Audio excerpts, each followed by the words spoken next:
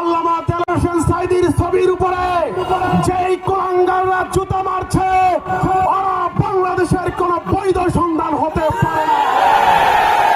ওই অবৈধ সন্তানদের জন্যই তাদের পতন হবেই হবে ইনশাআল্লাহ।